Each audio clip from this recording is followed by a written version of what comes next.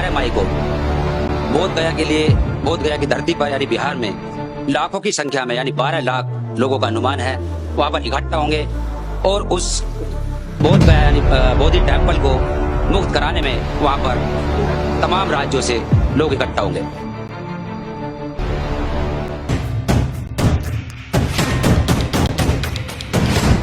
नमस्कार, जय भीम, सत श्री अकाल, आदाब, नमो बुद्धाय। मैं उमेश करुणा और आप देख रहे हैं BH न्यूज नेटवर्क। इस वक्त हमें मेरठ के अंदर और हमारे साथ हैं यहाँ पर जो कि बोध गया आंदोलन को लीड कर रहे हैं भंते विनाचार्य। और आज बहुत ही खुशी की बात है बहुजनों के लिए, क्योंकि एक बड़ा आंदोलन का आह्वान कर चुके हैं जो कि 12 मई को बोध गया के लिए, बोध गया की धरती पर यानी बिहार में लाखों की संख्या में यानी 12 लाख लोगों का अनुमान है वहाँ पर इकट्ठा होंगे और उस बोध गया यानी बोधि टेम्पल को मुक्त कराने में वहाँ पर तमाम राज्यों से लोग इकट्ठा होंगे। हम आपको बता दें कि जिस तरह से कहते कि सांप अपना कभी भी बिल नहीं बनाता और ऐसे ही ब्राह्मण कभी भी अपना मंदिर नहीं बनाता, घर नहीं बनाता, वह कब्जा करता है और ऐसे ही पाया गया बोध गया में जो कि ब्राह्मणों ने कब्जा किया है। और उसको लेकर हम बात करेंगे क्योंकि आंदोलन काफ़ी लंबे समय से चल रहा है और अभी एक ही रास्ता बचा है कि सभी को इकट्ठा होना होगा, एकजुट होना होगा। जी भंते जी, क्या तैयारी है उसको लेकर?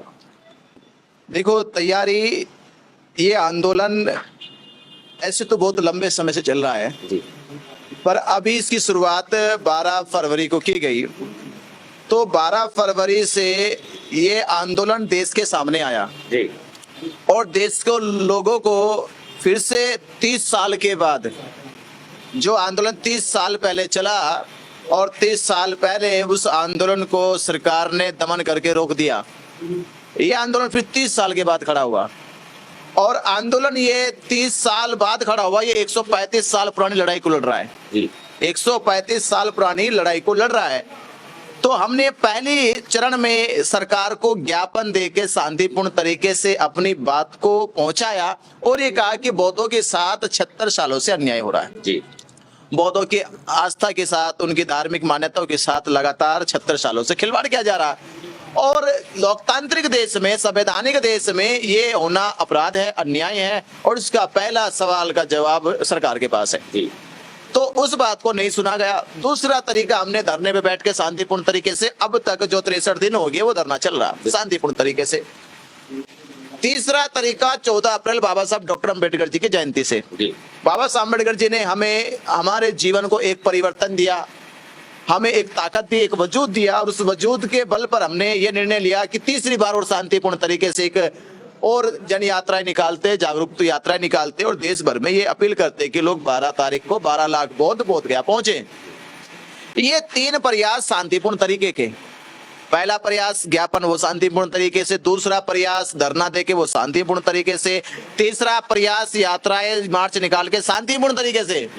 तो 3 प्रयास तो शांतिपूर्ण तरीके से हो गए। तो अब चौथी बारी है। अगर 3 बार भी सरकार हमारी बात नहीं सुनती है, 12 मई को सरकार कोई घोषणा नहीं करती है, तो इतिहास में महाबोधि महाविहार से 2 लोगों का इतिहास जुड़ा हुआ है।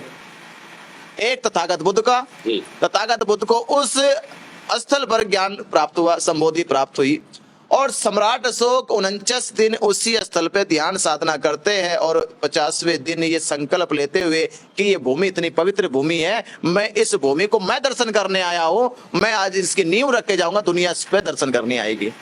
सम्राट अशोक का इतिहास जुड़ा हुआ है। तो 3 बार का प्रयास बुद्ध की शांति थी। अब हमें लगता है कि सम्राट अशोक की क्रांति का भी कहीं ना कहीं हमें सहारा लेना होगा। तो चौथा प्रयास ये होगा कि मुख्यमंत्री ने हमारी बात नहीं सुनी और मुख्यमंत्री ने ब्राह्मणों को बुद्ध विहार से बाहर नहीं निकाला, तो मुख्यमंत्री का निकलना बंद हम लोग करेंगे जी।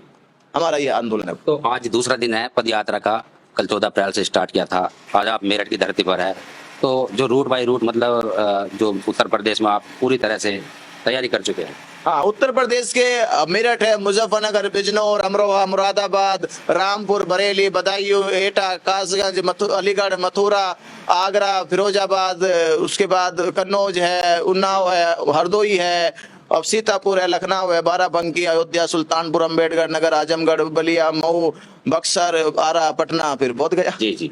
तो ये आप देख सकते हैं, जो कि यहाँ पर आप नज़ारा देख सकते हैं मेरठ के अंदर रात के 10 बजे हुए हैं और अभी भी काफ़ी लोगों में जोश है, काफ़ी लोगों के अंदर एक उमंग है। इसी से आप अनुमान लगा सकते हैं कि जो कारवां है यह रुकने वाला नहीं है, और इसी से आप अनुमान लगा सकते हैं कि ये मेरठ की धरती क्रांतिकारी धरा है और यहाँ पर अभी ये कोई प्रचार प्रसार नहीं किया था, केवल फ़ोन के माध्यम से ही कुछ टाइम में ये लोग इकट्ठा हुए। महिलाएं भी बढ़ चढ़ कर आगे आएंगी, जिसमें कि नवयुवक भी होंगे और बुजुर्ग भी है जो कि काफ़ी सहयोग कर रहे हैं, तन मन धन से लोग साथ दे रहे हैं। दर्शकों से हमारा यही कहना है कि सभी इसमें आगे बढ़ चढ़ कर आए और इस आंदोलन को सफल बनाए, क्योंकि ये आंदोलन बहुत लंबे समय से चल रहा है और ये लड़ाई भी जो सदियों से है, इसको बचाना आपका कर्तव्य है।